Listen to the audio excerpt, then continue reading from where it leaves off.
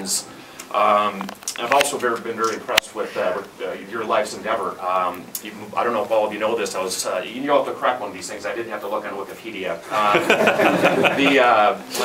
Dr. Paul, obviously doctor for a reason, graduate of Duke University, medical school, was a flight surgeon in the Air Force, married for 50 years, 5 children, one of course, who we all know now, a junior senator from Kentucky, who will obviously be a rising star, we all hope, in this room.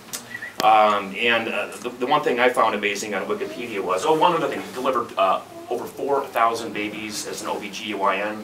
Amazing. Conservatives. And here's the Wikipedia thing that I need to, and you can clarify this. Were you the 220-yard dash champion in high school, or is it? That is true. I was telling my son about this in the web. He goes, "Well, Dad, that's Wikipedia. Are you sure?" But most importantly, we're here to talk today a little bit about policy, and then we'll get you up here, Doctor. Dr. Paul has reinvigorated the debate in this country about the course we're going to take in a real manner, not in a rhetorical manner that we've heard for so many years. Dr. Paul has voted against thousands of spending increases, tax increases. He's led the charge against the national ID.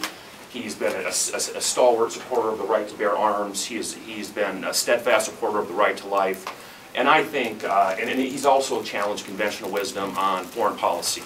Doesn't mean people confuse that, and Dr. Paul does a great job, I think, of explaining it. It doesn't mean that we don't need a strong defense, but it's about how we employ that defense. And he's done a wonderful job of recreating that debate. And lastly, and most importantly, I believe, and probably the most important issue facing our nation is our monetary policy.